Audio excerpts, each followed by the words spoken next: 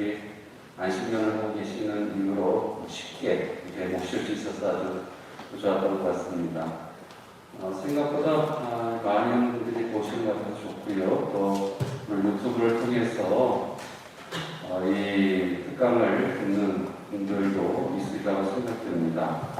오늘 이 시간을 통해 올바른 우리의 믿음을 또 성모님을 통해서 배우고 또 그렇게 또 살아가고자 다짐하면서 오늘 신부님을 앞으로 모시도록 하겠습니다. 박수 쳐주시기 바랍니다.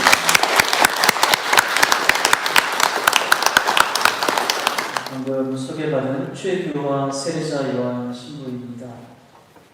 사실 안식년이라 이렇게 강의 하나도 안 하고 이렇게 피해 다니고 있었는데, 네, 제가 원주에서 송조 신부님, 동창 신부님 청해서 한번 한 거를 이렇게 보시고 저희 참았던 마음을 표현하셔서 제가 얻어먹은 것이 많아서 오지 않을 수도 없었습니다.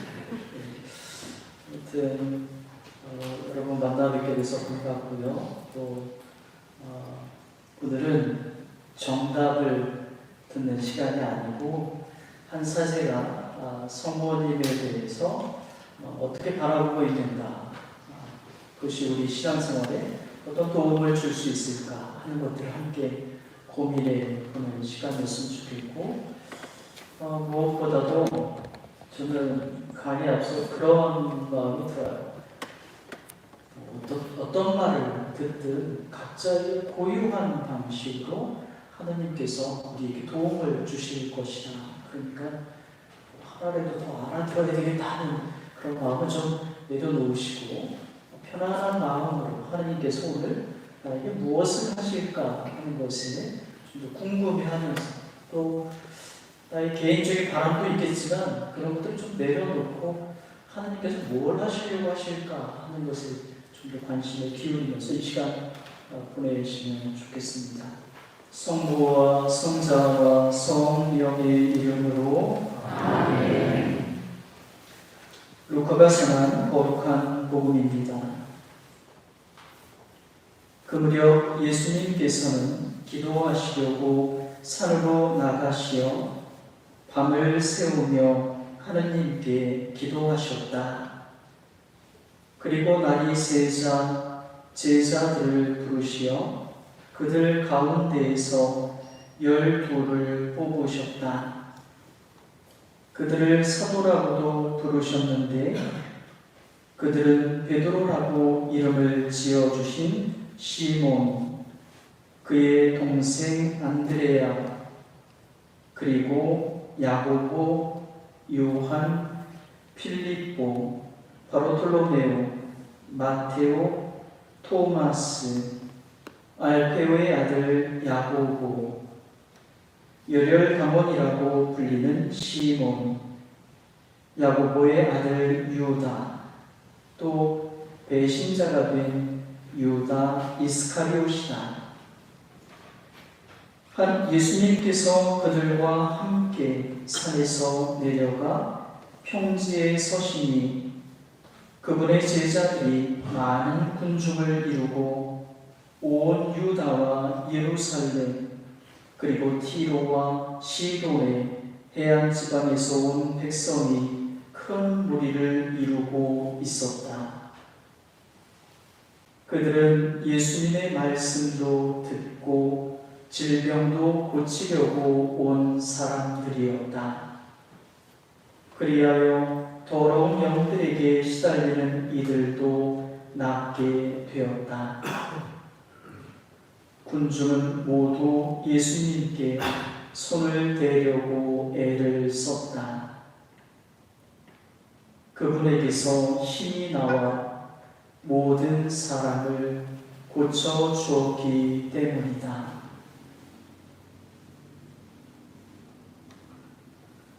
좋으신 주님, 저희에게 좋은 모든 것은 당신으로부터 나옵니다. 저희가 이 시간을 통해서 더욱더 당신께 잘 향할 수 있도록 도와주시고 또 솔직한 모습으로 당신 앞에 설 수 있도록 저희를 이끌어 주십시오. 당신께서 저희의 모든 어려움을 아시고 또 저희를 애써 도와주신다는 것을 굳게 믿고 있습니다. 저희가 당신께 더욱더 개인적으로 특별한 관계로 나아갈 수 있는 힘과 또 용기를 주십시오. 주님께서는 영원히 살아계시며 다스리시나이다. 아멘. 성부와 성자와 성령의 이름으로 아멘.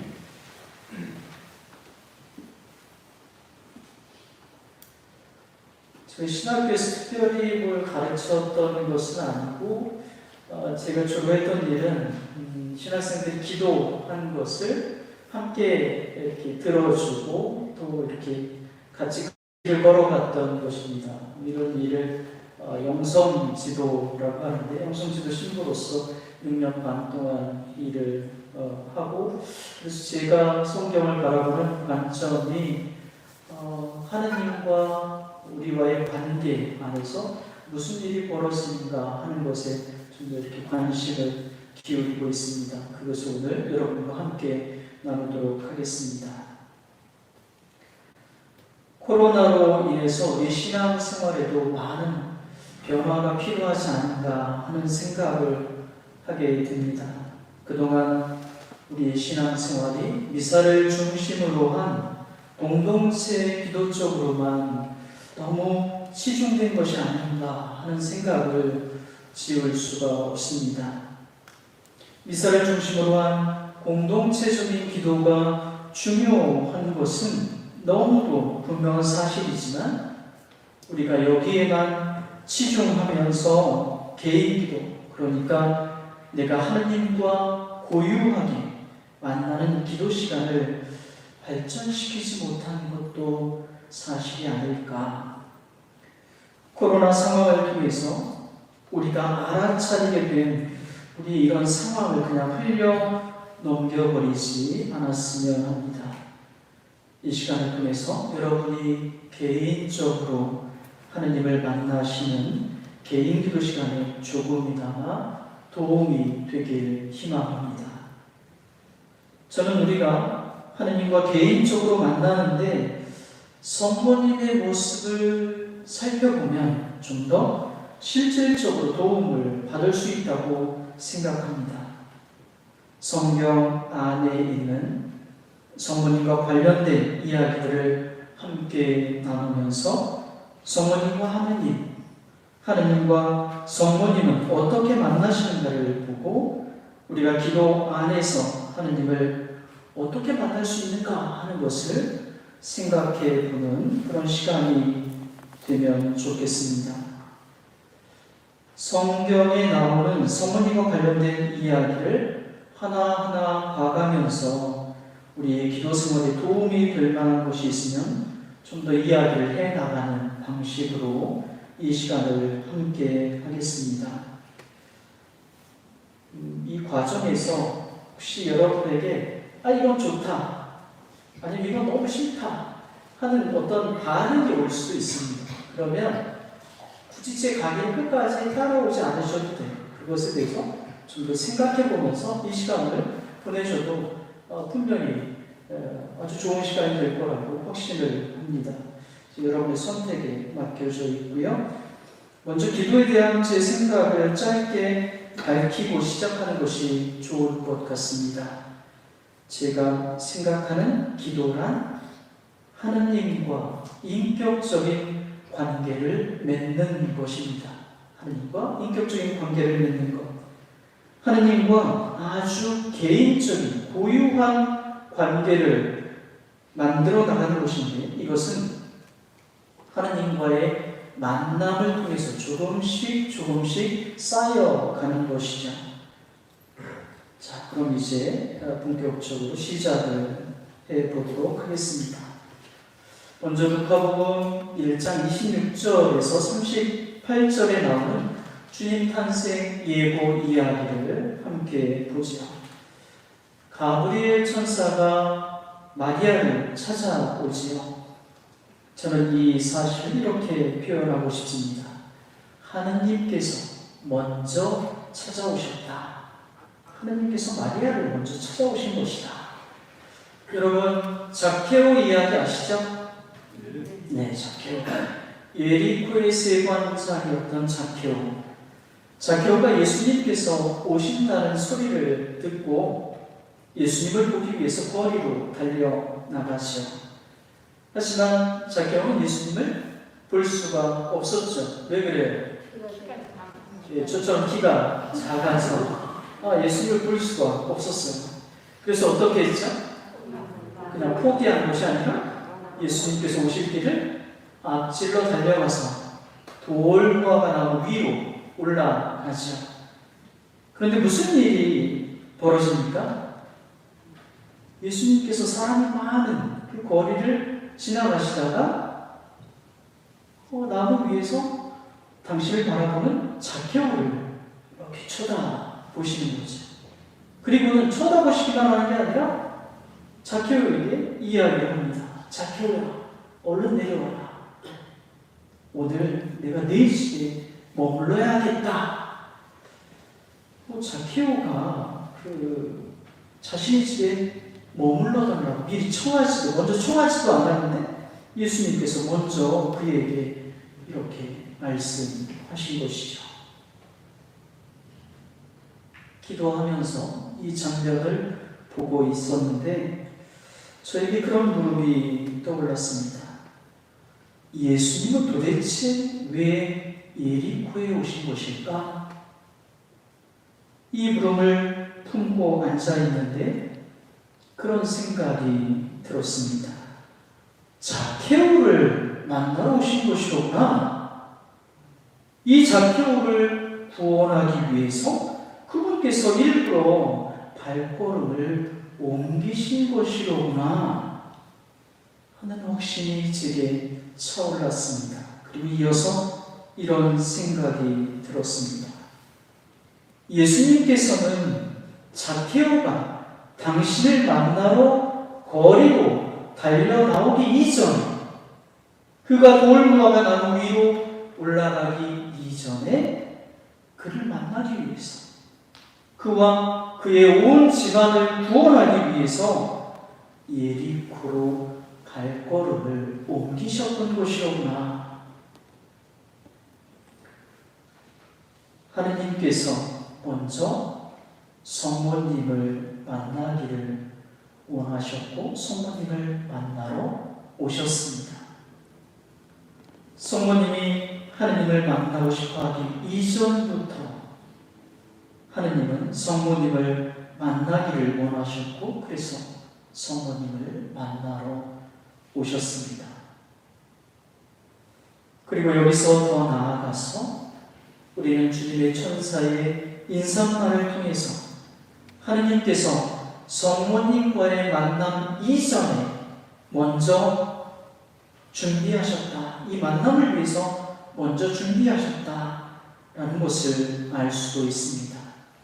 은총이 가득한 이로라는 인사와 또 너는 하느님의 총애를 받았다라는 말씀은 하느님께서 마리아와의 만남 이전에 마리아를 귀하게 모시고 은총을 주셨다는 것을 알아차리게 합니다.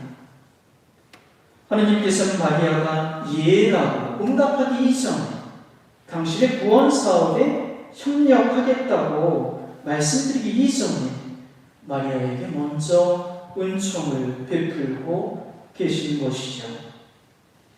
하지만 마리아는 자신이 이런 하느님의 은총 속에 있다는 사실을 의식하고 있지는 못했던 것 같습니다. 은총이 가득한 이여 기뻐하여라. 주님께서 너와 함께 계시다. 천사의 이 말에 마리아는 몹시 놀라고 두려워합니다. 이런 마리아에게 천사는 당신이 온 이유를 말씀해 주시죠. 처녀인 마리아가 아들을 낳을 것인데 그분은 하느님의 아드님이시고 하느님께서 그에게 다윗의 왕좌를 주실 거라고 하시죠. 이 어마어마한 말씀을 듣고 마리아는 말합니다. 저는 남자를 알지 못하는데 어떻게 그런 일이 있을 수 있겠습니까? 저는 여기서 이런 말씀을 드리고 싶습니다. 하느님과의 만남에 있어서는 솔직한 것이 무척 중요합니다.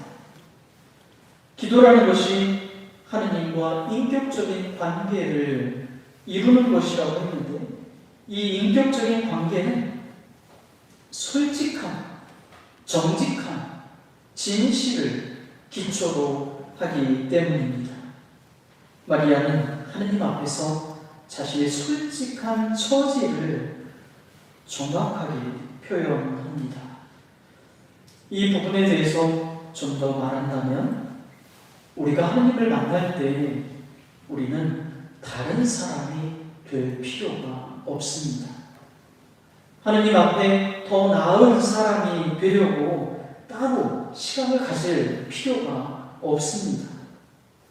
하느님께서는 지금의 나를 만나러 오시는 것이고 지금의 나와 관계를 맺기 원하시는 것이지 내가 이상적인 사람이 되면 그때쯤에 나와의 만남을 고려해 보시려는 것이 아니죠. 하느님과의 만남에 있어서 솔직해야 한다는 것은 이런 의미에서 나를 꾸미는 것이 아니라 현재의 모습을 있는 그대로 드러내는 것을 말합니다.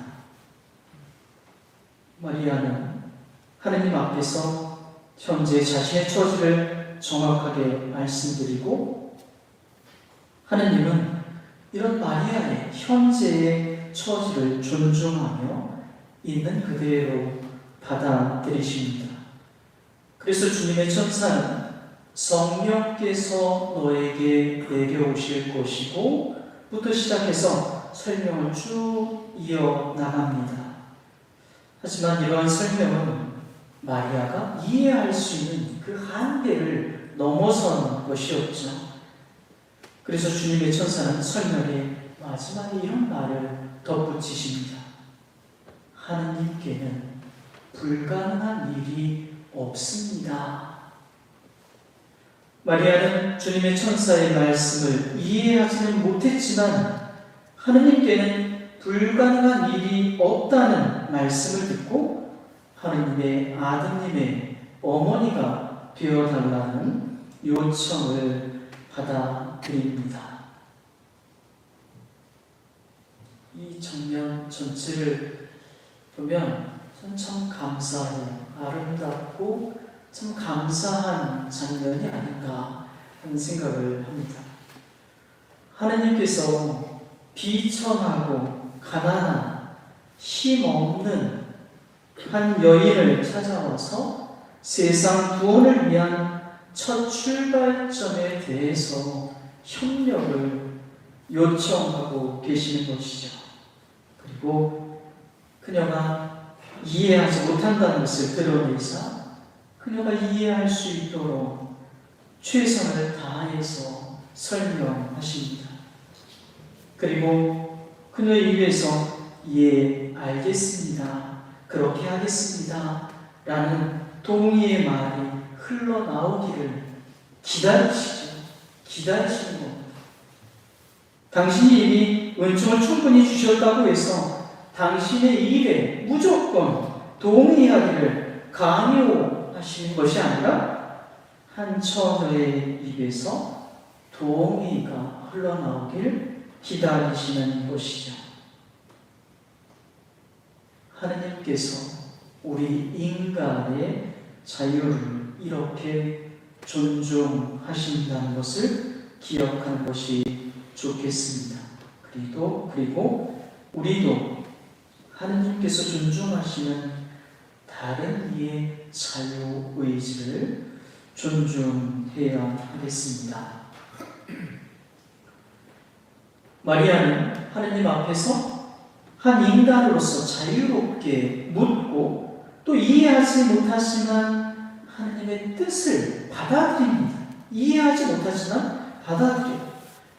마리아는 이해하지 못하는 자신의 처지에만 머물러 있는 것이 아니라 이런 가난한 처지에 있는 자신을 그래도 쓰시겠다고 찾아오신 하나님의 뜻을 존중하고 받아들이시는 것이죠. 자신이 생각하는 자신과 하나님께서 생각하시는 자신이 차이가 날 때가 있죠. 루카복음 5장에 나오는 어부들을 제자로 부르시는 장면을 살펴보겠습니다. 예수님께서 겟네사렛 호숫가에서 시몬의 배에 올라타서 사람들을 가르치시고 나서 시몬에게 좀 더 깊은 데로 가서 그물을 내려서 고기를 좀 잡아봐라 하고 이렇게 말씀하시죠. 시몬은 밤새 고기를 잡았지만 허탕을 치고 이제 그물을 손질을 하고 있던 참이었습니다. 그런데 어떻게 할까? 예수님께서 이렇게 말씀하시는데 어떻게 할까? 시몬은 이런저런 생각을 하다가 예수님의 말씀을 따르기로 결정을 합니다. 그런데 생각지도 못하게 엄청난 양의 고기가 잡히죠. 시몬은 엄청난 양의 고기가 잡힌 것을 보고 예수님의 무릎 앞에 엎드려서 예수님께 말씀드립니다. 주님, 저에게서 떠나가 주십시오. 저는 죄 많은 사람입니다. 시몬은 왜 이런 말과 행동을 했을까요? 그가 실제로 죄가 많았기 때문이 아니라 아마도 엄청난 양의 고기가 잡힌 것을 하느님의 권능이 드러난 것으로 생각한 것 같습니다. 이 일을 보고 놀라서 자신은 이런 하느님의 권능을 지닌 분과 함께 할 만한 그런 사람이 아니라는 것을 인정하지 않을 수가 없었던 것이죠. 한마디로 하느님의 권능에 압도되는 것입니다. 하지만 예수님께서는 시몬에게 두려워하지 마라. 너는 사람을 낚을 것이다 하고 그를 당신의 제자 부르십니다. 그래서 시몬은 모든 것을 버리고 예수님을 따라가죠. 시몬은 자기가 죄 많은 사람이라는 것, 예수님과 함께하기에는 어울리지 않는 사람이라는 것을 잘 알고 있었지만 그래도 예수님께서 괜찮다고 하시니까 그냥 예수님을 따라 나섭니다. 제가 제일 부러운 것이 바로 이 부분입니다. 우리 자신이 알고 있는 우리의 모습과 예수님께서 말씀하시는 우리의 모습이 부딪힐 때 어떤 것이 하느님 안에서의 진실일까? 우리도 시몬 베드로처럼 예수님의 말씀을 믿고 받아들이면 좋으려면 그게 그렇게 쉽지만은 않은 것 같습니다. 왜 그럴까? 예수님은 그렇게 생각하지 않으신 것 같은데 그래도 예수님을 따르려면 예수님과 함께 하려면 우리가 그래도 좀 자격을 갖추어야 하지 않을까? 이런 생각이 우리를 괴롭히는 것이죠. 가라지 비유를 함께 생각해보죠. 어떤 사람은 밭에 좋은 밀씨를 뿌렸습니다. 그런데 밤에 원수가 몰려와서 가라지를 덧뿌리고 갔죠. 시간이 지나고 밀밭에 밀만 있는 것이 아니라 가라지도 함께 있다는 것을 종들이 알고 주인에게 와서 말하죠. 주인님, 밭에 좋은 씨를 뿌리지 않았습니까? 그런데 가라지가 어디서 생겼습니까? 주인 금방 알아차렸죠. 원수가 그랬구나. 그래서 종들이 그러면 저희가 가서 그 가라지들을 다 거두어낼까요? 주인이 뭐라고 합니까?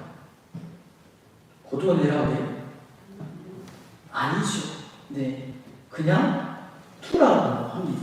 왜 그냥 두라고요? 밀 다칠까봐, 밀 상할까봐 그러는 것이죠. 그래서 수확 때까지 함께 자라도록 내버려 두라고 합니다. 하지만 종들의 시선은 어디에 가 있어요? 여기서 종들의 시선은 어디에 가 있어요? 그 가라지. 이거 좀 뽑으면 딱 좋겠는데. 네, 그런 거죠. 하지만 주인의 마음 어디가 있습니까? 밀에게 가 있죠. 밀 상하면 안 되지. 그래서 밀 상할까봐 가라지까지 그냥 두라고 합니다. 우리의 마음 안에는 밀도 있고 가라지도 있는 것 같습니다. 하느님 나라와 어울리는 것들도 있고, 솔직히 말하면 어울리지 않는 그런 것들도, 그런 습성들도 있죠.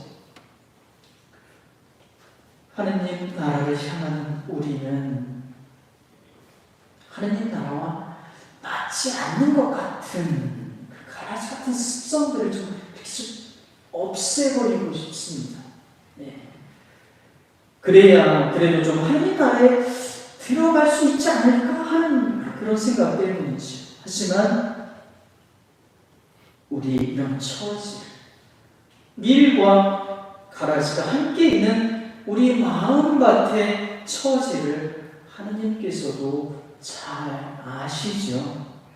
그리고 이런 처지에 있는 우리가 가라지가 아닌 밀에 더 마음을 쓰기를 바라십니다. 그럼으로써 하느님 나라에 맞는 삶을 살아가기를 바라시죠. 성모님께서 자신의 처지에도 불구하고 하나님께 예라고 대답하실 수 있었던 것은 바로 이런 하나님에 대한 믿음이 있었기 때문이 아닐까. 마르코복음 4장에 씨 뿌리는 사람의 비유도 보겠습니다. 씨 뿌리는 사람이 씨를 뿌리러 나갔다. 그가 씨를 뿌리는데 어떤 것은 길에 떨어져 새들이 와서 먹어버렸다. 어떤 것은 흙이 많지 않은 돌밭에 떨어졌다. 흙이 깊지 않아 싹은 곧 돋아났지만 해가 솟아오르자 타고 말았다. 뿌리가 없어서 말라버린 것이다. 또 어떤 것은 가시덤불 속에 떨어졌는데 가시덤불이 자라면서 숨을 나가버려 열매를 맺지 못하였다. 그러나 어떤 것들은 좋은 땅에 떨어져 싹이 나고 자라서 열매를 맺었다. 그리하여 어떤 것은 30배, 어떤 것은 60배, 어떤 것은 100배의 열매를 맺었다. 씨 뿌리는 사람은 왜 씨를 뿌릴까요?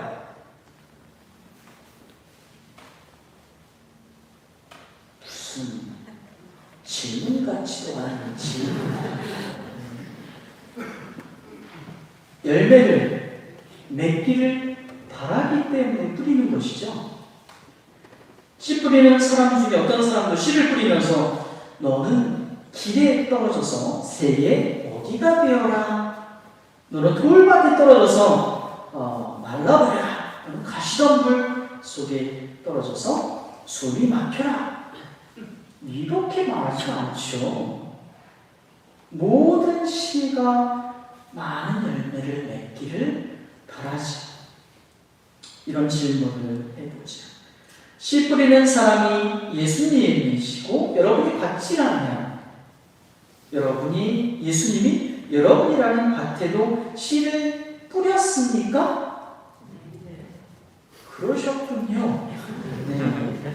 그러면 여러분은 어떤 밭입니까? 좀 치사한 질문인데, 네. 여러분은 어떤 밭이고 싶습니까? 이런 질문에 대답을 안 하는 게 좋아요. 틀릴 가능성이 높아요. 열매를 많이 맺는 좋은 밭이고 싶죠. 그런데 좋은 밭이란 애초에 따로 정해져 있지 않습니다. 좋은 밭이란 바르고 착한 마음으로 하나님의 말씀을 듣고 그것을 간직해서 인내로 열매를 맺는 사람들인 것이죠. 처음부터 돌밭이 정해져 있고 길바닥이 정해져 있고 가시덤불이 정해져 있는 것이 아닌 것이죠.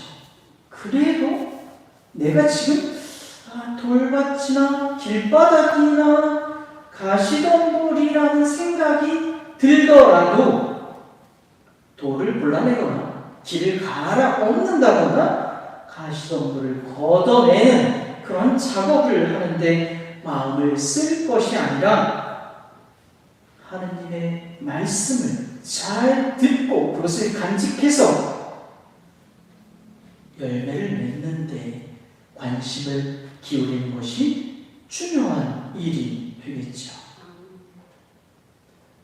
성모님처럼 지금 나의 상황에서, 나의 처지에서 하느님을 믿고 하느님의 말씀을 품고 간직하는 것이 중요합니다. 그리고 이것이 우리를 성모님처럼 좋은 밭이 되게 해줍니다. 그런데 성모님은 인간이면서 어떻게 하느님의 일에 이해라고 대답할 수 있었을까? 주님 탄생 예고 부분을 기도할 때 한 번은 하느님께는 불가능한 일이 없습니다 라는 이 주님의 천사의 말씀이 특별히 마음에 쓰였습니다. 이 말씀을 듣고 나서야 성모님께서 하느님께 예라고 응답하시는 거죠. 성모님은 하느님께는 불가능한 일이 없다는 이 말씀을 어떻게 알아들으신 것일까? 저에게는 이렇게 다가왔습니다. 하느님께서 하시는 일이로구나. 하느님께는 불가능한 것이 없으니 그분께서 하시겠구나. 나는 그분의 일에 협력하는 것이고 그분이 이끌어 가시는 것이로구나.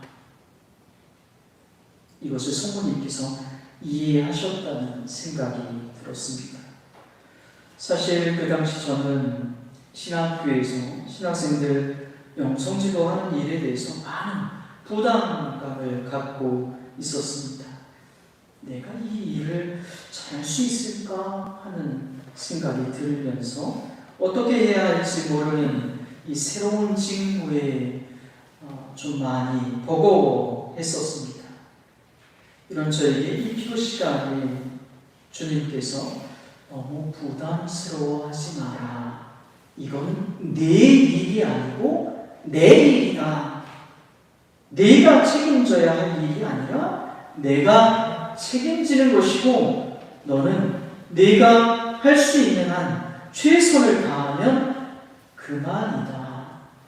라는 말씀을 해주시는 것으로 다가왔습니다. 참 감사한 일이죠.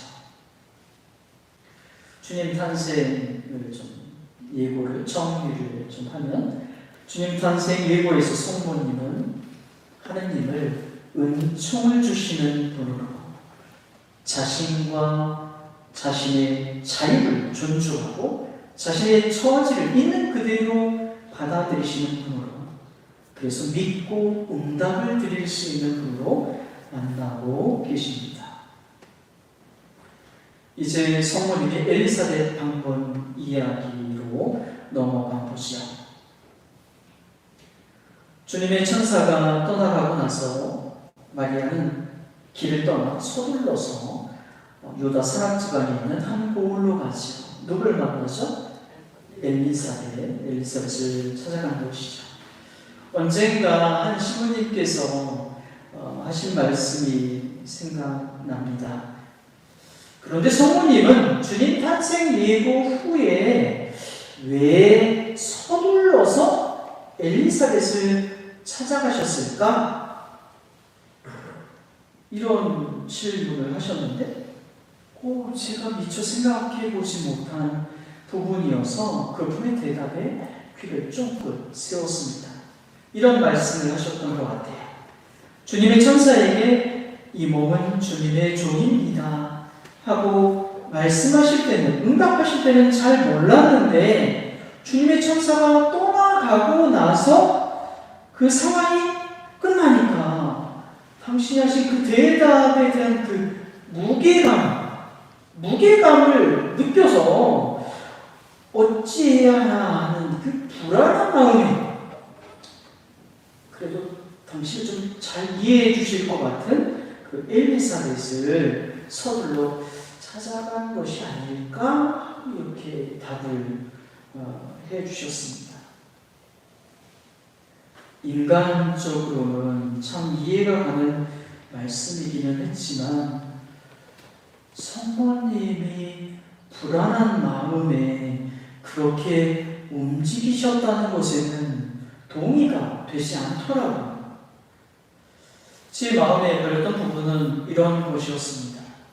루카복음서가는 성모님을 충실한 모범적인 신앙인으로 우리 그리스도인들이 하나님께 어떻게 응답해 나가야 하는가, 이것을 염두에 두면서 성모님에 대한 이야기를 해 나가고 있는데, 성모님에 대한 이런 해석은 루카복음사가의 그런 의도와는 좀 맞지 않는다라는 생각이 들었습니다.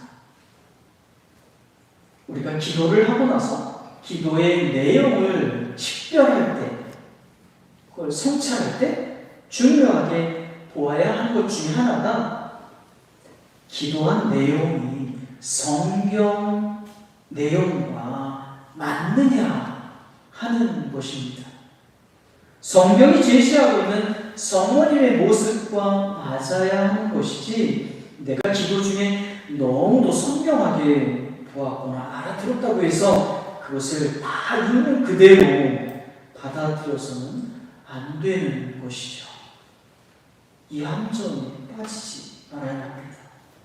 아무튼 이런 생각 때문에 이 서둘러 걸음을 옮기시는 성모님에 대해서 생각에 잠기게 되었습니다. 성모님은 왜 서둘러 가셨을까? 서둘러 가시는 성모님의 마음은 어떤 마음이셨을까?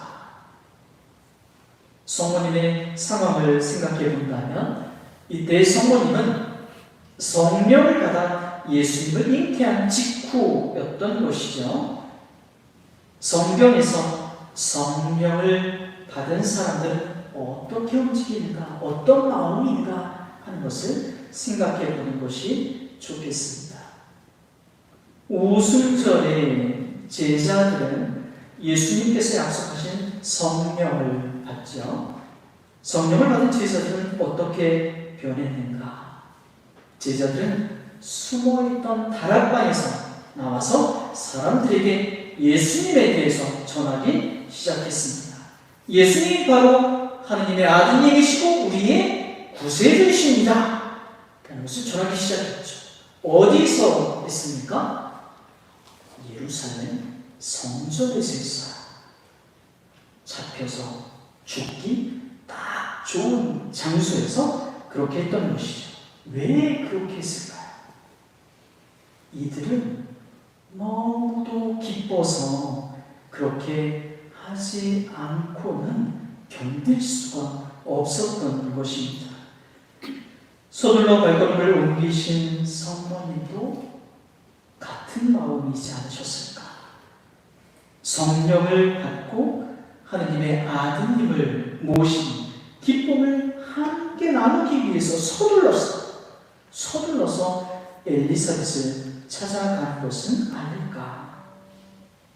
과연 성모님께서 아기 예수님을 모시고 엘리사벳을 찾아갔을 때 엘리사벳의 태중에 있는 아기도 기뻐 뛰고 또 엘리사벳도 기뻐서 성모님께 이렇게 찬양을 하죠.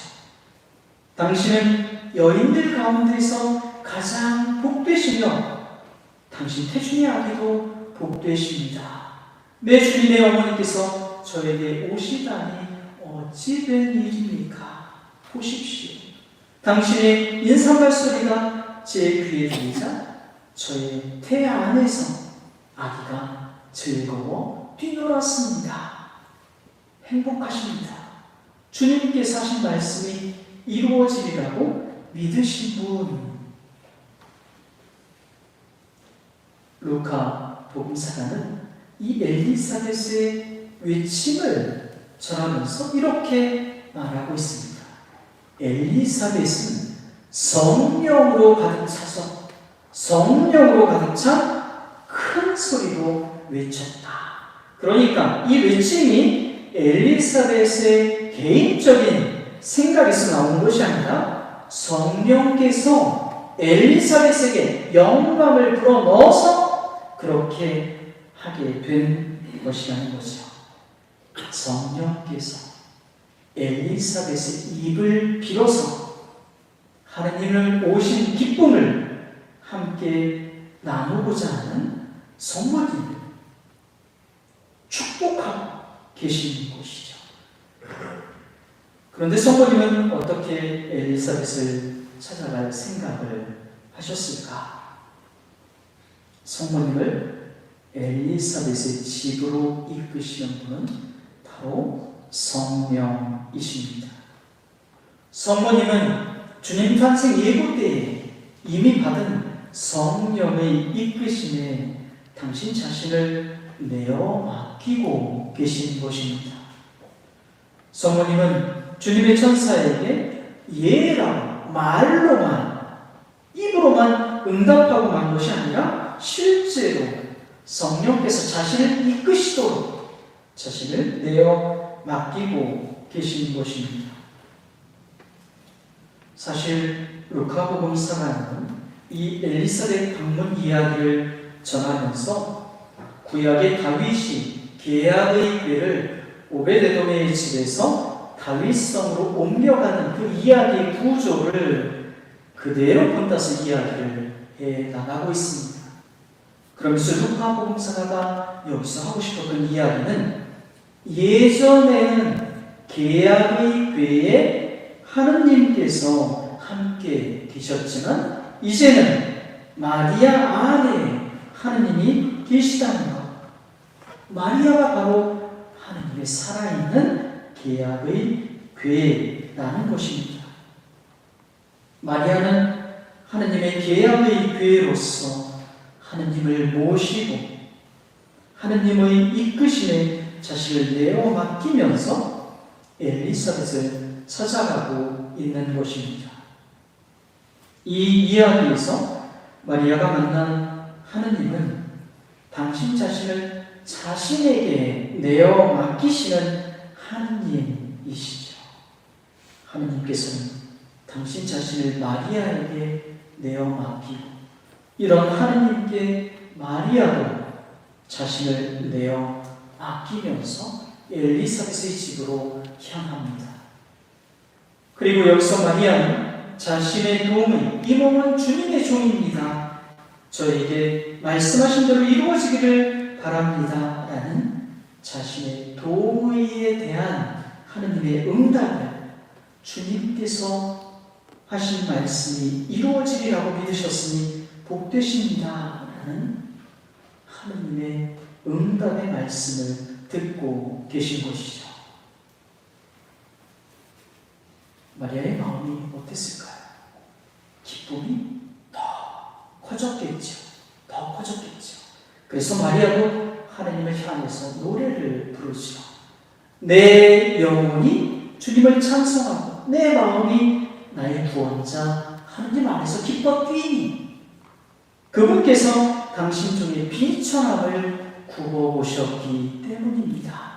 이제부터 과연 모든 세대가 나를 행복하다 하니 전능하신 분께서 나에게 큰 일을 하셨기 때문입니다.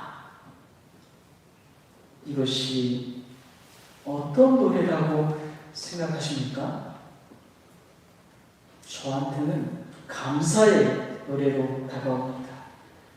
하나님께서 베풀어 주신 것에 대한 감사의 노래.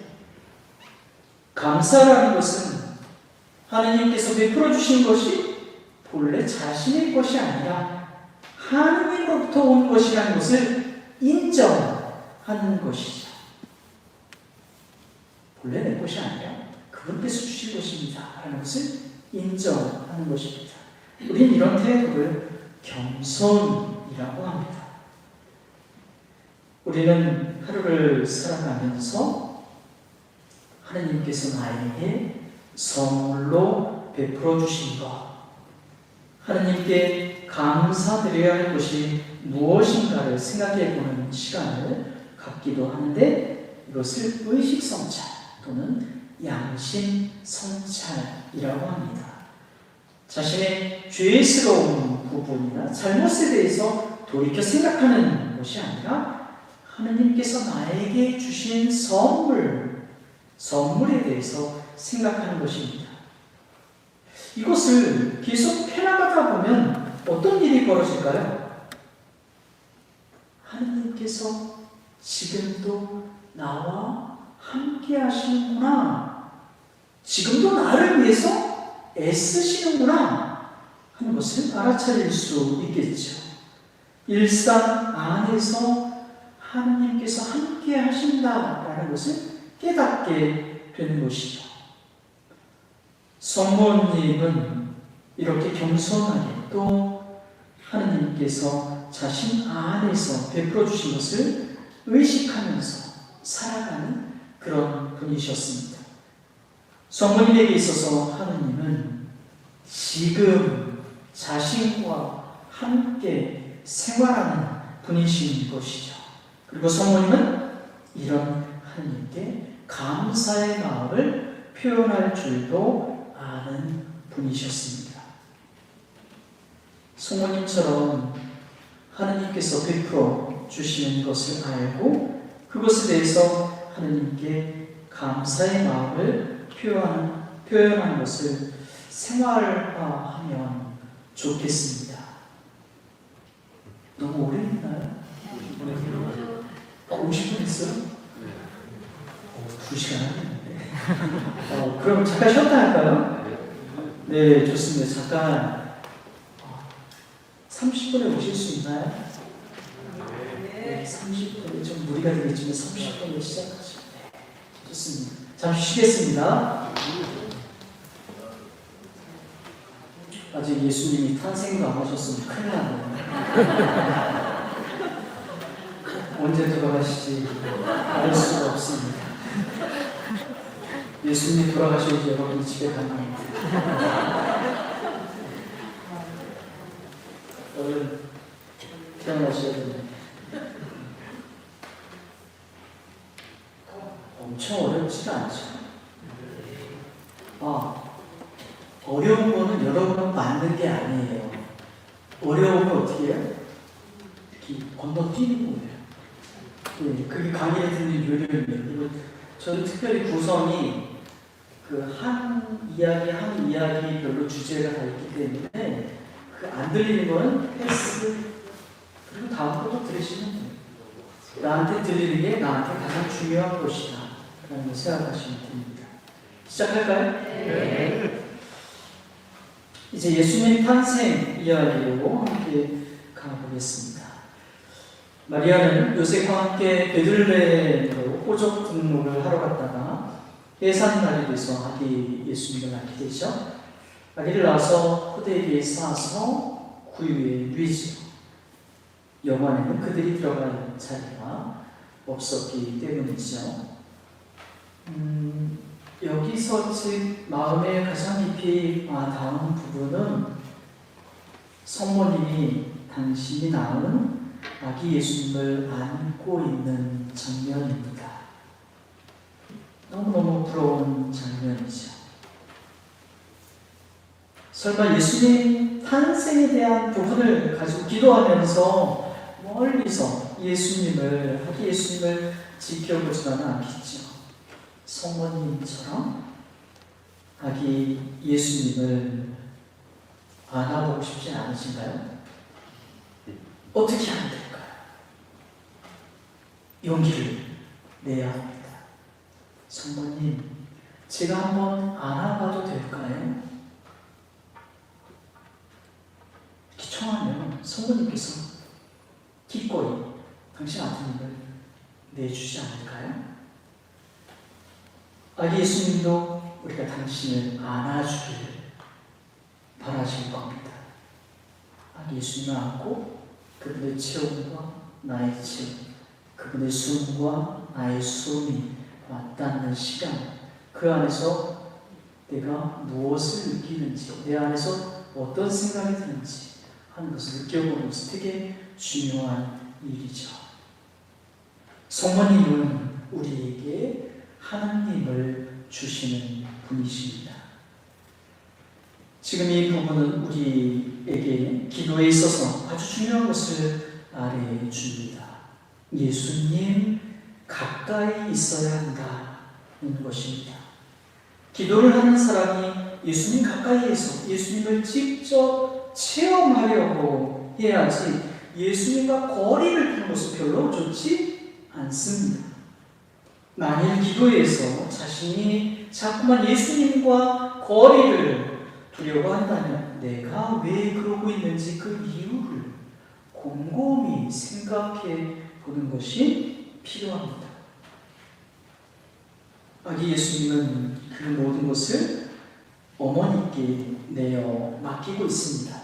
어머니가 해주지 않으면 아무것도 할 수 없지. 어머니가 젖을 주어야 먹을 수 있고 생명을 유지할 수 있습니다. 이런 상황에서 성모님은 하나님께서 당신 자신에게 모든 것을 내어 맡기시는 분이라는 것을 깨닫게 됩니다. 당신의 생명을 자신에게 맡길 만큼 당신을 믿고 계신 분이라는 것을 알게 되는 것이죠. 예수님은 이렇게 우리의 보살핌을 받아야 하는 우리와 친밀한 분이시기도 하지만 또 예수님은 공경을 받아 마땅한 하느님이시기도 합니다. 아기 예수님일 때도 마찬가지죠. 들에서 밤새도 양떼를 지키던 목자들이 주님의 천사의 말씀을 듣고 갓 태어난 아기 예수님을 보러 오죠. 목자들은 아기 예수님을 보고 나서 이 아기에 관해 천사들이 전해준 말을 사람들에게 말해줍니다. 이 말을 들은 사람들은 모두 놀라워서 마리아는 이 모든 일을 마음속에 간직하고 곰곰이 되새깁니다. 이것은 루카 봉사가가 자신의 복음에서 2번이나 반복해서 말해주는 하나님의 일을 대하는 성모님의 태도, 자세에 관한 것입니다. 예수님과 관련된 일을 모두 소중히 간직하고 그것을 생각하고 또 생각하면서 그 일을 기억합니다. 이것은 이스라엘의 현자들이 지니고 있었던 태도라고 합니다. 성모님처럼 하나님과 관련된 일을 마음속에 간직하고 곰곰이 되새기면 무슨 일이 발생할까? 하나님과 관련된 일을 중요하게 생각하면서 그것을 계속 기억하게 되면 그것에 영향을 받을 수밖에 없지요. 하나님께서 우리에게도 좋은 것을 주실 때가 있습니다. 그때 우리가 와 좋다 하고 좋아하는 것을 고친다면 하나님께서 주신 그 좋은 것은 우리의 삶에 영향을 미칠 수가 없을 것입니다.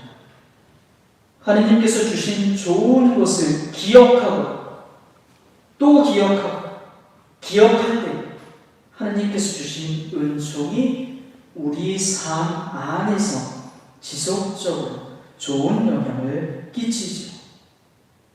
우리는 하나님의 은총을 계속해서 누리면서 살아갈 수 있습니다. 기억과 관련된 일이죠. 그래서 저는 신학생들과 기도에 관한 면담을 할 때 하나님께서 특별하게 주신 은총이 있다면 그것이 정말 중요한 것이라면 그것을 간략하게 적고 그것을 기억하도록 권고합니다. 성모님은 아기 예수님과 관련된 일을 마음속에 간직하고 곰곰이 되새기면서 아기 예수님이 단순히 자신의 보살핌을 받아야 하는 그런 뿐만이 아니라 정말 신비를 간직하신 하느님이시라는 것을 생각했을 것 같습니다. 사실 이 두 가지가 함께 생각되지 않는다면 우리의 삶 안에서 이상한 일이 벌어질 수 있습니다. 어떤 이는 하느님께서 신비를 간직하신 하느님이라는 것은 생각하지 못하고 자신과 친밀한 친구, 벗으로만 생각해서 아주 편안하게 생각하다 보니 예수님께 아주 함부로 하게 되는 경우도 있는 것 같습니다. 예수님을 그렇게 대하는 것은 좀 이상한 일이죠. 또 어떤 이는 예수님께서 우리와 친밀한 분이라는 것을 생각하지 못하고 하느님이시라는 생각에만 치우쳐서 그분께 가까이 다가가기를 어려워하고 그분께서 자신에게 다가오는 것도 부담스러워 하기도 합니다. 성모님은 우리가 예수님을 어떻게 만나는 것이 좋겠는지 그 모범을 우리에게 보여주십니다. 성모님께서는 아기 예수님을 정성껏 돌보시고 아주 친밀하게 대하시면서도 그분 신비의 흔적들을 소중히 간직하고 기억하시는 분이십니다. 이제 아기 예수님을 성전에 봉헌하는 이야기로 가보겠습니다. 모세율법에 따라 정결례를 거행할 날이 되자 예수님의 부모님은 예수님을 예루살렘으로 데리고 올라가서 예수님을 봉헌하지요. 이들은 가난했으니까 율법에서 명한 대로 산비둘기 한 쌍이나 집비둘기, 어린 집비둘기 2마리를 바쳤겠죠. 이때 시메온이 성령의 인도로 성전에 들어와서 아기 예수님을 보게 되죠. 그는 아기 예수님을 두 팔에 받아 안고 감격에 차서 하느님을 찬미합니다. 주님, 이제야 말씀하신 대로 당신 종을 평화로이 떠나게 해주셨습니다. 제 눈이 당신의 구원을 본 것입니다. 이는 당신께서 모든 민족들 앞에서 마련하신 것으로 다른 민족들에게 계시에 비치며 당신 백성 이스라엘에게는 영광입니다. 시메온은 아기의 부모님을 축복하고 나서 마리아에게 말합니다. 우리에게는 이 부분이 특별히 중요하겠죠. 보십시오. 마리아에게 보십시오. 이 아기는 이스라엘에서 많은 사람을 쓰러지게도 하고 일어나게도 하며 또 반대를 하는 표징이 되도록 정해졌습니다. 그리하여 당신의 영혼이 칼에 꿰찔리는 가운데 많은 사람의 마음속 생각이 드러날 것입니다. 예수님은 분명 우리의 구원이십니다. 시므온 예언자는 이 아기 예수님이 바로 다른 민족들에게는 계시의 빛이 되고 이스라엘에게는 영광이 되실 것인데, 그런 좋은 점만 있는 것이 아니라 많은 사람들의 반대를 받기도 할 것이고, 그러는 가운데 마리아가 예수님과 함께 깊은 아픔을 겪게 될 것이라는 것을 말해주는 것이죠. 시므온 예언자의 이 말을 마리아에게 주어진 두 번째 예고라고 합니다. 첫 번째는 주님 탄생 예고이죠. 이 두 번째 예고를 통해서 하나님께서는 마리아에게 이것을 요청하고 계신 것 같습니다. 예수님은 커다란 반대를 만날 것인데 당신만큼은 예수님 편이 되어주실 수 있겠습니까? 다른 모든 이가 반대를 해도 당신만큼은 예수님 곁에서 예수님의 고통을 함께 겪어내면서 예수님 편이 되어주실 수 있겠습니까? 하는 것을 묻고 계신다는 생각이 듭니다. 성령이 어떻게 하셨죠? 요한복음 사가는 19장 25절에서 이것에 대한 응답을 알려주고 있지요. 예수님의 십자가 곁에는 그분의 어머니가 서 계셨다. 고통에 함께 하셨다라는 것을 알려주고 있습니다. 우리가 잘 알고 있듯이 우리는 환희의 신비, 목주일 환희의 신비 4단에서 이 부분을 묵상하죠. 어느 날 기도를 하다가, 그런데 왜 이 부분이 기쁨이지? 예수님과 함께 고통을 겪을 것이라고 하는데 왜 이 부분을 환희의 신비에서, 기쁨에 관한 환희의 신비에서 묵상을 하지? 이런 물음이 생겼습니다.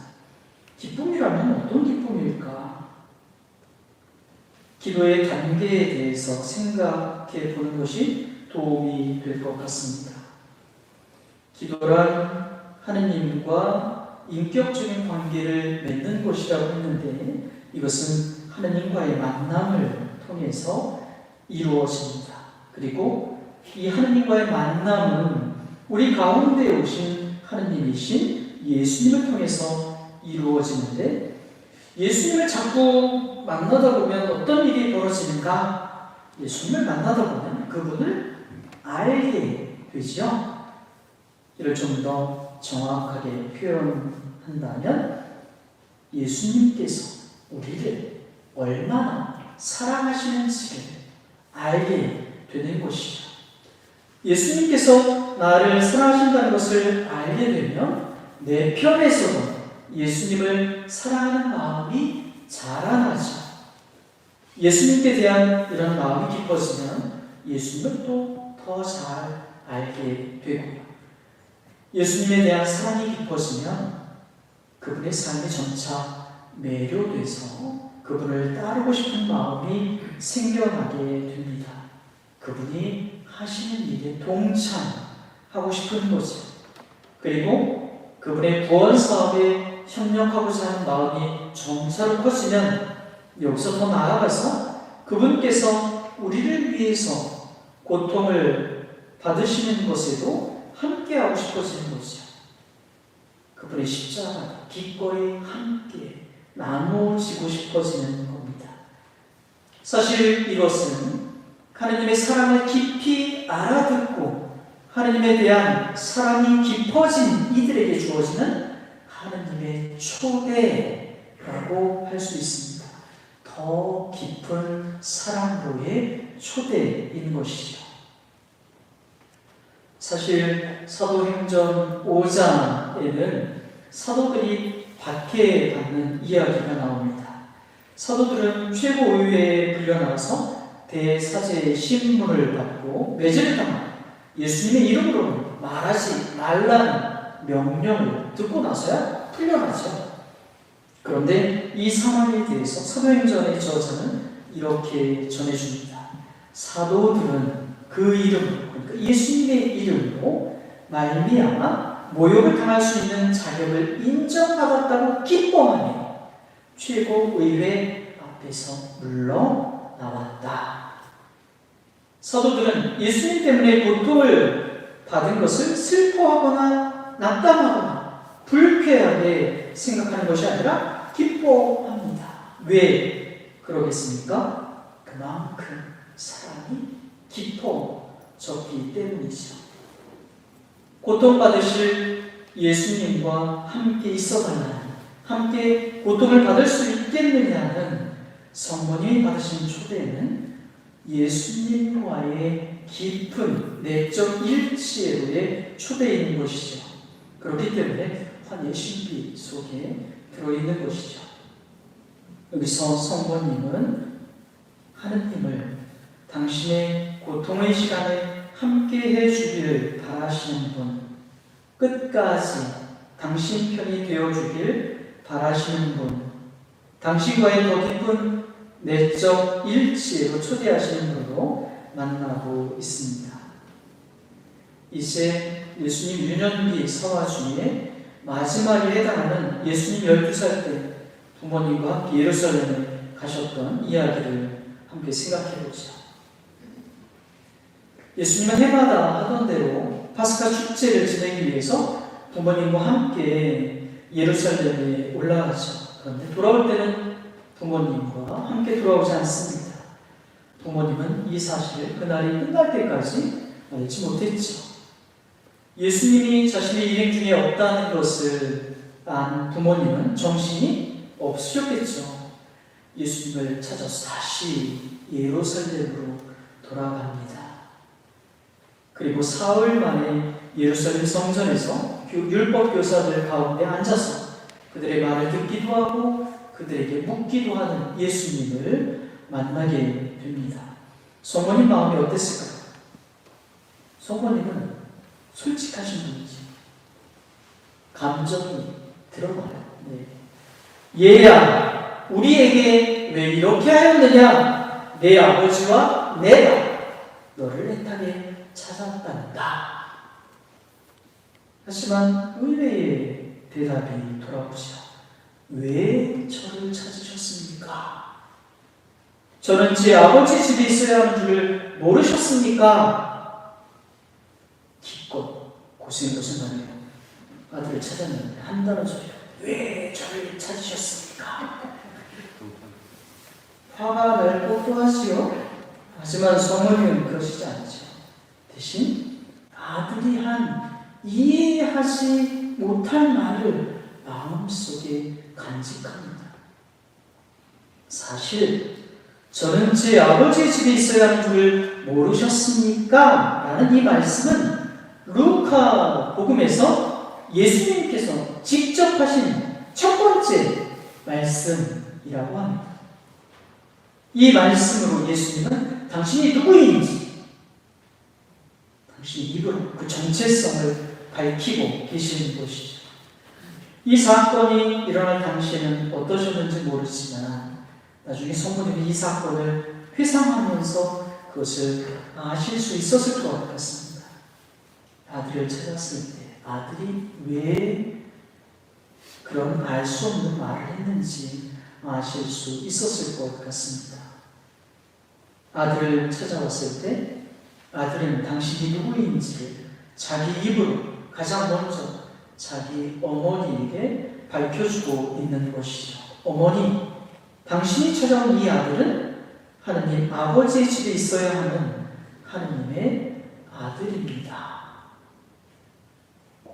이 이야기에서 성모님은 우리에게 이렇게 말씀하실 것 같습니다. 예수님을 찾아 나서라. 예수님과 함께하고 있지 못하는구나 하는 것을 깨달았을 때, 우리가 살아가면서 문득문득 그런 것을 깨달았을 때 늦지 않았습니다.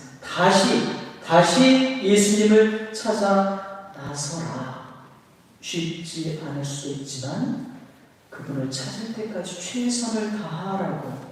그러면 그분은 기꺼이 우리를 맞아주시고 우리에게 당신이 누구인지 당신의 신비를 알려주실 거라고 말씀해 주실 것 같습니다. 12살 때 잃어버렸던 예수님을 다시 찾은 사건 이후에 성경에서 성모님은 카나의 혼인잔치에서 나오죠. 그런데 거기로 가기 전에 우리는 그 사이의 시간에 대해서 짧게 생각해 보는 것도 유익할 것 같습니다. 나자렛에서의 그 알려지지 않은 그 시간, 성모님께 어떤 시간이었을까? 주님 탄생 예고 때 주님의 천사가 예고한 것은 어마어마한 내용이었습니다. 예수님께서는 왕이 되실 것이고 그것도 영원히 다스리실 왕이 되실 것이라는 것이죠. 하지만 성모님의 현실은 그런 것이 아니었죠. 이집트로 피난 가는 것은 생각하지 않더라도 나자렛에서의 삶은 평범해도 너무나 평범했습니다. 그러니까 한 번에 엄청난 은총이 있었고 그 이후에는 그냥 일상의 삶이었던 것이죠. 어쩌면 이것이 성모님께 주어진 도전이지 않았을까. 은총이 막 주어질 때, 쏟아질 때 그때는 삶이 쉽지요. 별로 마음 쓰지 않아도 삶이 그냥 사라지는 거죠. 그런데 그 이후에 아무것도 일어나지 않는다면 어떨까? 정말 성모님께 이 시간은 어떤 의미가 있었던 것일까? 기도 안에서도 이런 일이 벌어지죠. 기도를 해도 도무지 아무것도 느껴지지도 않고 하나님은 계시긴 한 건지 하는 생각이 들기도 합니다. 하지만 그래도 이런 시간에도 내가 주님께 충실하려고 애쓰면서 기도하고 생활하는 것은 정말 의미가 있죠. 이 시간은 그 자체로 하나님께 나의 순수한 사랑과 믿음과 희망을 드리는 시간이고 이 시간을 통해서 우리의 믿음과 희망과 사랑이 더욱더 정화되고 심화되죠. 성모님의 예수님과의 나사렛 생활 동안에 이루어졌던 것이 바로 이것이 아닐까.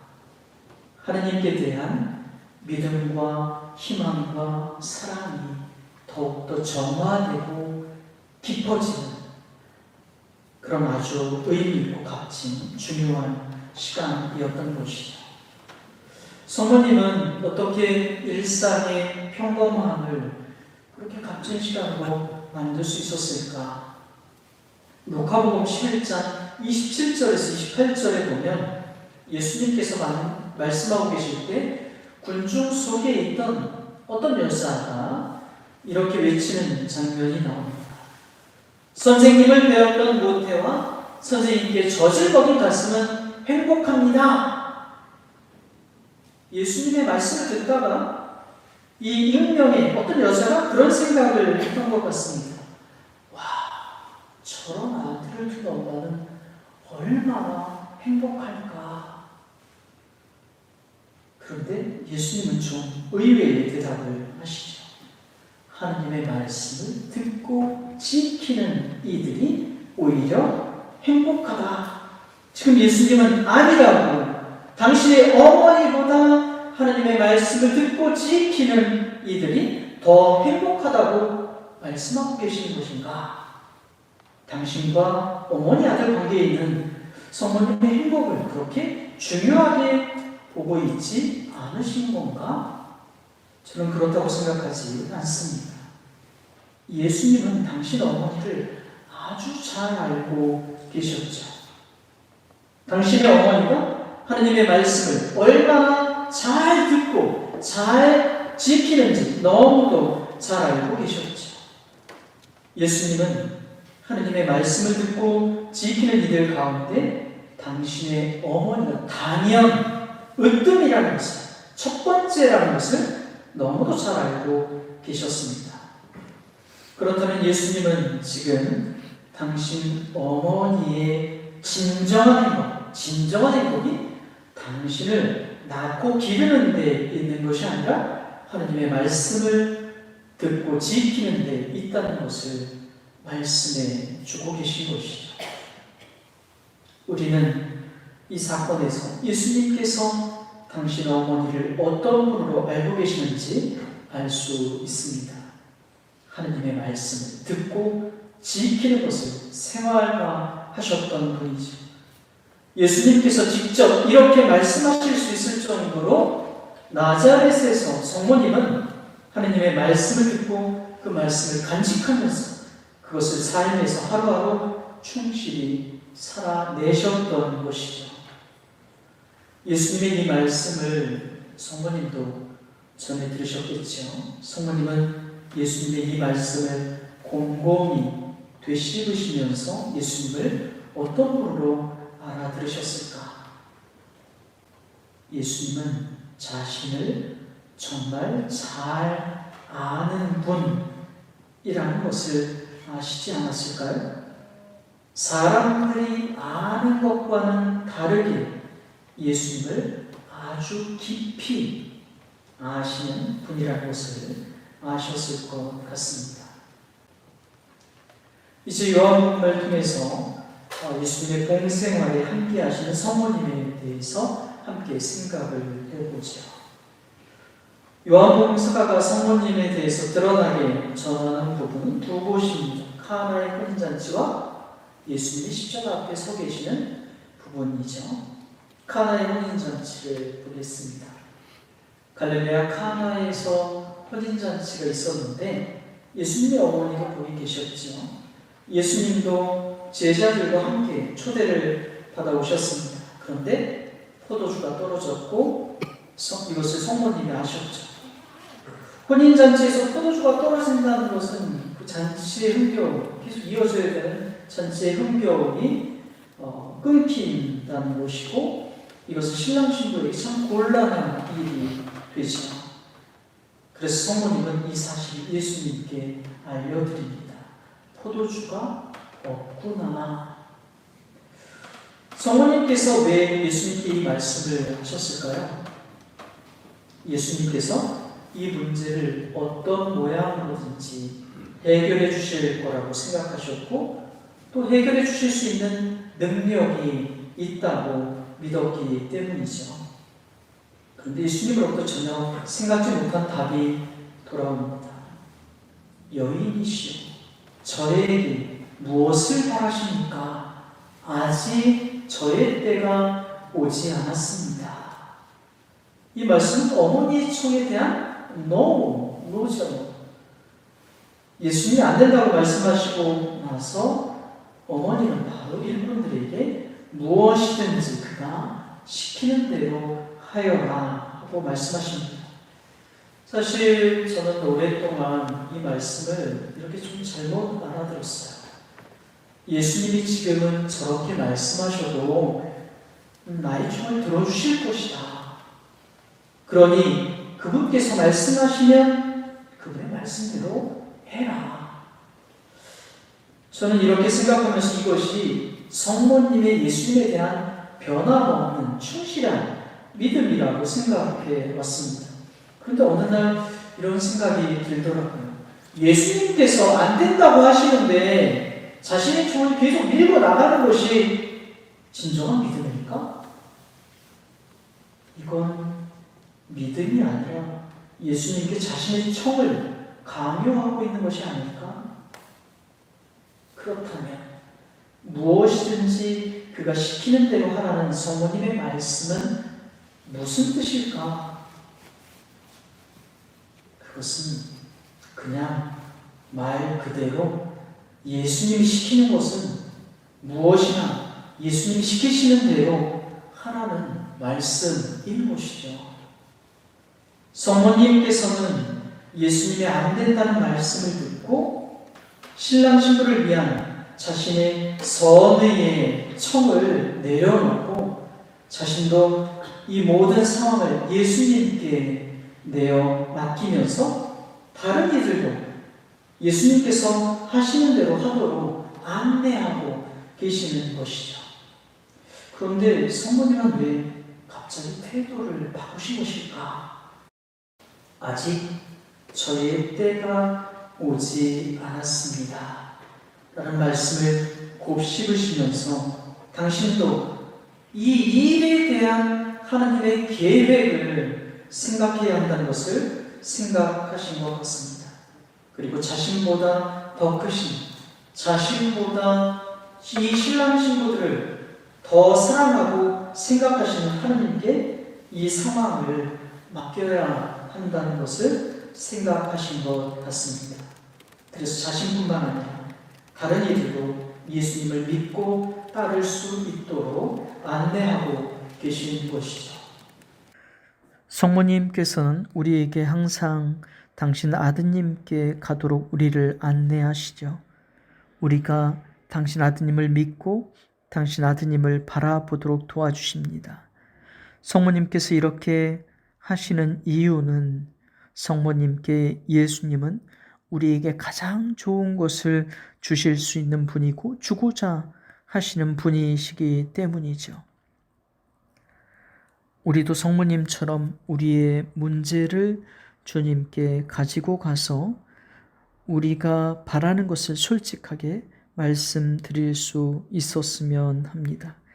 우리의 바람을 말씀드리면서도 우리의 이 문제에 대한 주님의 말씀에 귀를 기울일 수 있었으면 좋겠습니다. 이제 요한복음 19장 25절에서 27절에서 소개하는 십자가 앞에 서 계신 성모님에 대해서도 함께 생각을 해보죠. 먼저 성경 본문을 읽어 드릴 테니까 여러분은 그 장면을 한번 그려보세요. 예수님의 십자가 곁에는 그분의 어머니와 이모, 클로파스의 아내 마리아와 마리아 막달레나가 서 있었다. 예수님께서 당신의 어머니와 그 곁에 선 사랑하시는 제자를 보시고 어머니에게 말씀하셨다. 여인이시여, 이 사람이 어머니의 아들입니다. 이어서 그 제자에게 이분이 내 어머니시다 하고 말씀하셨다. 그때부터 그 제자가 그분을 자기 집에 모셨다. 자신이 사랑하는 아들이 십자가 위에서 숨을 거두려고 하고 있는데 자신의 모든 희망을 두었던 아들이 죽어가고 있는데 어머니는 아무것도 할 수가 없습니다. 어머니가 할 수 있는 것은 그저 그 앞에 서 있는 것이 전부였던 것이죠.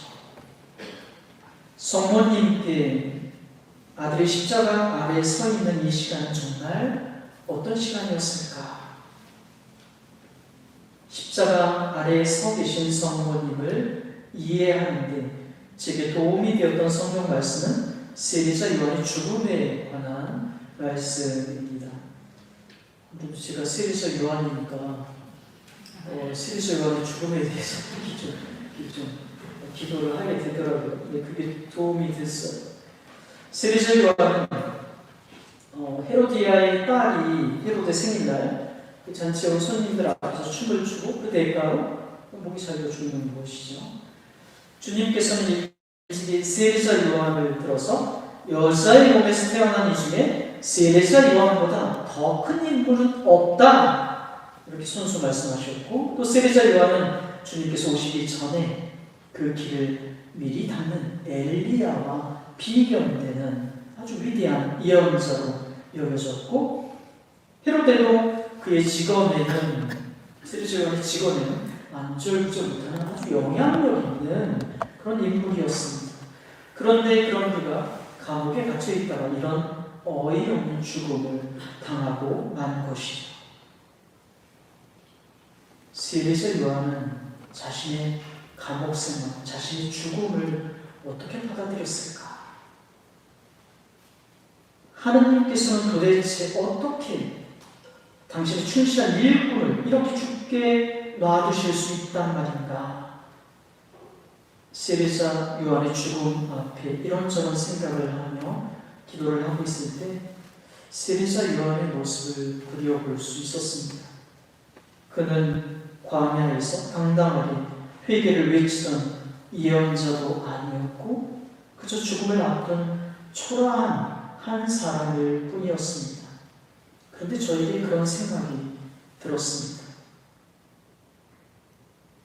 하느님께서 그에게 가장 큰 은총을 주고 계시는구나. 그가 하느님을 위해 한 그 무엇으로 인한 상이 아니라 하느님께서는 더 이상 아무 것에도 의지할 수 없는 온전한 한 인간 세례자 요한에게 당신이 은총을 주고 계시는구나 하는 것을 알 수 있었습니다. 그가 생각했던 것보다, 그가 기대했던 것보다 더 큰 사랑 앞에 있었던 것이죠. 바로 십자가 앞에 서 계신 성모님께도 마찬가지이죠. 바로 이 순간에 성모님께서 지금까지 생각해왔던 것, 기대해왔던 것, 그 모든 것을 내려놓아야만 하는 바로 이 순간에 오로지 한 인간으로 서 있던 이 순간에 하느님께서 바로 성모님께 가장 큰 은총을 주고 계신다는 생각이 들었습니다. 성모님께서 고개를 들어서 당신의 아드님을 바라보았을 때 성모님은 당신의 구세주가 당신을 위해 십자가에 못 박혀 죽어가고 있는 것을 볼 수 있었던 것이죠. 십자가 아래에서 성모님은 하느님을 어떤 분으로 만나고 있었을까? 자신을 위해서 십자가에 못 박히신 구세주 하느님으로 만나셨다고 생각합니다.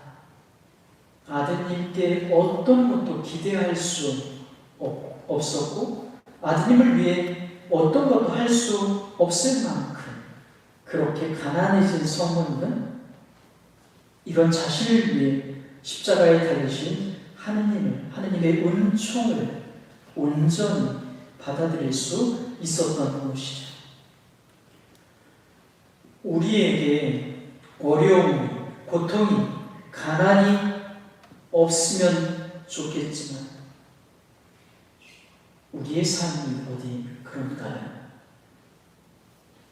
우리가 어려움에 부딪혀 어찌할 줄 모를 때, 거기다 기도도 하기 힘이 들 때 어떻게 하는 것이 좋을까?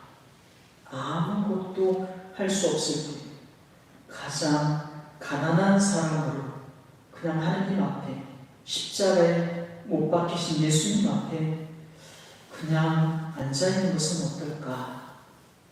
분노와 화의 시간, 좌절과 낙담의 시간, 원망과 자괴감의 이 시간이 지나가길 바라면서 그냥 무기력하게 앉아있는 것도 필요한 것 같습니다.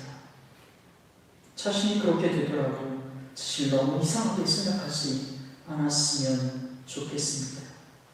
그 시간을 건너뛰려고 하는 것이 아니라 그 시간을 건너뛰려고 하는 것, 그 시간을 무시하려는 것, 이런 것이 어쩌면 더 위험한 것인지도 모릅니다.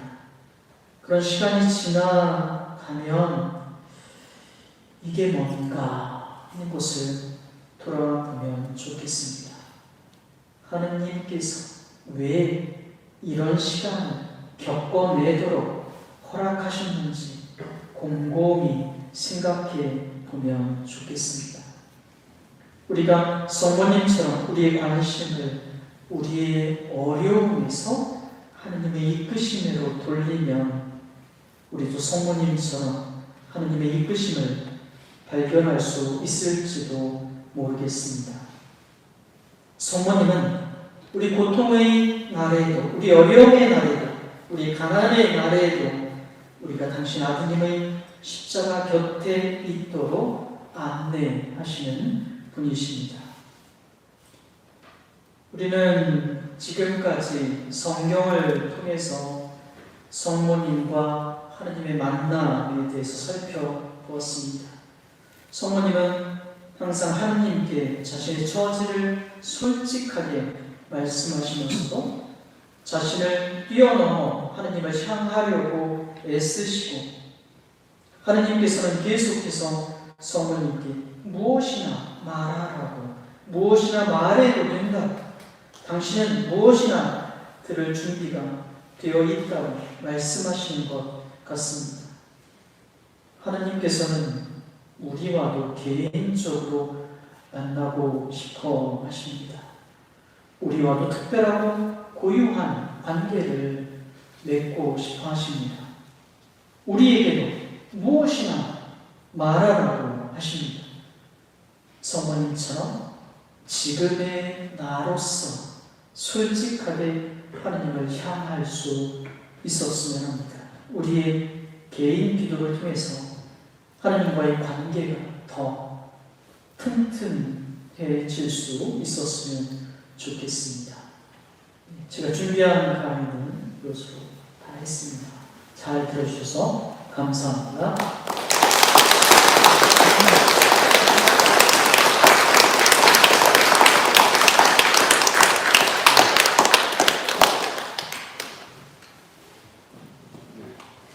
감사합니다, 형님. 잘 들으셨어요? 네. 저도 그 옆에서 정말 안 졸고 신부님 강의를 정말 깊이 있게 좀 듣게 되는 것 같습니다. 필기도 열심히 잘했어요. 그리고 또 신부님께서 당신 강의록을 우리 또 도자신한테 주셨고, 그리고 또 우리 카페에 올려놓으셨죠? 네, 올려놓으셨습니다. 보시면서 또 다시 한번 되새길 수 있는 그러한 여러분들에게 힘이 됐으면 좋겠고요. 성모님에 대해서 정말 많은 묵상을 하셨고, 또 많은 어떤 또 신학생들을 인도하면서 또 거기서 더 깊이 성모님과의 만남을 가지신 것 같습니다. 우리 각자 또 성모님이 살아오신 그 삶처럼 또 한 번 더 성모님을 닮아 나아갈 수 있는 시간 됐으면 좋겠고요. 우리 주님 감사합니다. 네. 사실은 제가 원주교 공산동 성당에서 견지교리를 해달라고 이렇게 청을 하셔서 안심일전의 강의를 이렇게 다 거절하면서 안 했었는데, 같이 사는 신부님들이 처음이니까 어떻게 할 수가 없더라고요. 그래서 거기서 하고 이렇게 왔는데 여기서 해달라고 해서 똑같은 거 하겠지 뭐 하잖아요. 신부님이 이미 다 제가 어떻게 하고 있는지 다 들었는데, 그래서 제가 다른 것을 이렇게 강의를 준비를 했는데, 사실 앞에 것을 듣고 뒤에 것을 들으면 훨씬 더 이렇게 유익할 것 같아요. 그래서 신부님 강의 원고 다 있으시죠? 혹시 더 관심이 있으신 분들, 개인으로 어떻게 할 것인가 하는 것을 좀 더 도움을 받고 싶으신 분들은 다른 것도 같이 올려주시면 더 도움이 될 거라고 생각을 합니다. 여러분들 하나님과 더 친밀해 주시고, 그것만이 더 튼튼하게 또 자유롭게 신앙생활을 하실 수 있는 길이라고 생각을 합니다. 이제 그럴 때가 됐다고 생각합니다. 더 힘있고 자유롭게. 때로는 그 종하고 그 아들하고 차이가 뭔지 아세요? 종은 싫다고 하면 어떻게 해요? 잘립니다. 아들은 싫다고 하면 어떻게 해요? 그래도 아들이에요. 네. 싫다고 얘기할 수 있는 것도 필요하다. 그래서 무조건 다 예스 하는 것이 신앙이 아닙니다. 항상 좀 이렇게 내가 하루를 살아온 거를 하나님 앞에서 성찰하는 습관을 들이시면 우리 신앙생활에서 힘을 얻을 수 있을 거라고 생각을 합니다. 잘 들으셔서 감사드리고요. 마치 기도로 영광송 드릴게요. 성부와 성자와 성령의 이름으로 아멘. 영광이 성부와 성자와 성령께